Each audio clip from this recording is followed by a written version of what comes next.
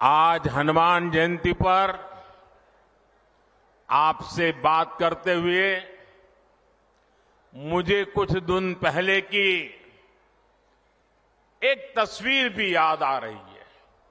हो सकता है आप में से बहुतों तक ये खबर नहीं पहुंची होगी।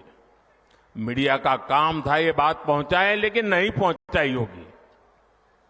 वो तस्वीर है कांग्रेस के शासन वाले कर्नाटका की।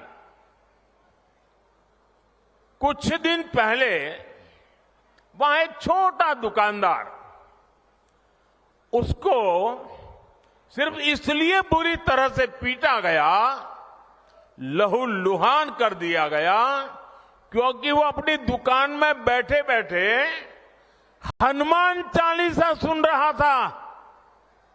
ये कांग्रेस की कर्नाटका की सरकार का काम देखिए। अपनी छोटी सी दुकान में एक गरीब आदमी भक्ति भाव से प्रभु हनुमान जी का स्मरण करते हुए हनुमान चालीसा सुन रहा था, उसको लहूलुहान कर दिया गया। आप कल्पना कर सकते हैं, कांग्रेस के राज में हनुमान चालीसा सुनना भी गुनाह हो जाता है। कांग्रेस के राज में अपनी आस्था का पालन करना भी मुश्किल हो जाता है, और राजस्थान तो खुद इसका भुक्तभोगी रहा है। अब सीधी सीधी बात है, जब उनके पार्टी, उनके सारे नेता प्रभु राम का मंदिर बने, प्रभु राम का प्राण प्रतिष्ठा का अवसर हो, मंदिर के लोग जाके रूबरू में आने के लिए निमंत्रण दे, सम्मानपूर्वक निमंत्रण दे, और पब्लिकली उस निमंत्रण को ठुकरा दिया जाए, तो उनके चेले चपाटे भी हनुमान चालीसा करने वालों को पीटेंगे कि नहीं पीटेंगे भाइयों?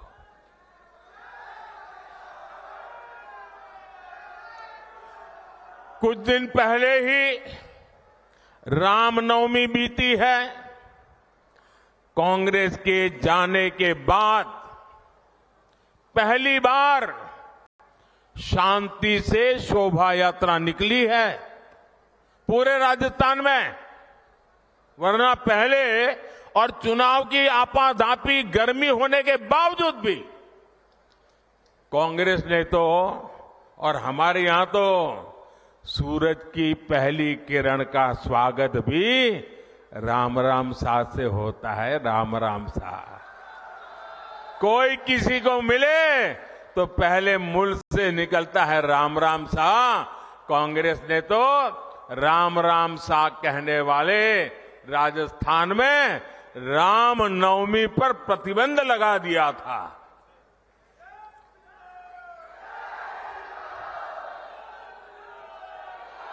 और हमारे किरोड़ी लाल ऐसे हर मुद्दे पर लड़ाई लड़ते थे। कांग्रेस ने शोभा यात्रा पर पत्थरबाजी करने वालों को सरकारी संरक्षण दिया था।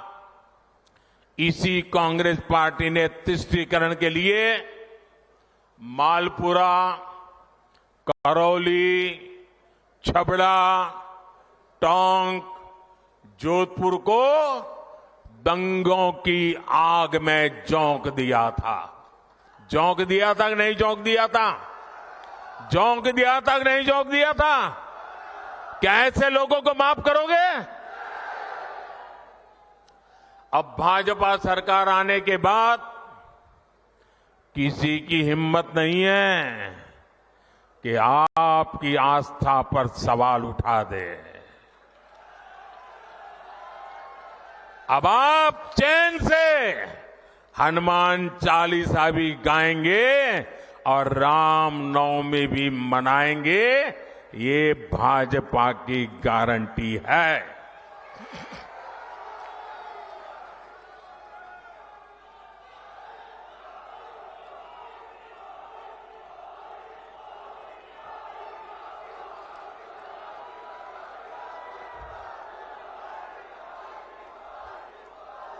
साथियों, अभी परसों जब मैं राजस्थान आया था तो मेरा एक 1.5 मिनट का भाषण, 90 सेकंड का भाषण, और मैंने कुछ सत्य देश के सामने रखा और पूरी कांग्रेस और इंडी गठबंधन में ऐसी भगदड़ मची है, ऐसी भगदड़ मची है। मैंने सत्य रखा देश के सामने। कांग्रेस आपकी संपत्ति छीनकर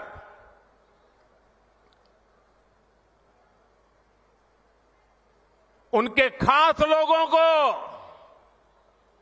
बांटने की गहरी साजिश रचकर बैठी है। 2-3 दिन पहले मैंने कांग्रेस की इस वोट बैंक की राजनीति, तुष्टीकरण की राजनीति का पर्दाफाश किया था। इससे कांग्रेस और उसको सिस्टम में उनको इतनी मिर्ची लगी है, इतनी मिर्ची लगी है कि वो हर तरफ गालियां देने में टूट पड़े। जो आए वो मोदी को गाली दे रहा है। मैं कांग्रेस से जानना चाहता हूं, आखिर कांग्रेस सच्चाई से इतना डरती क्यों है?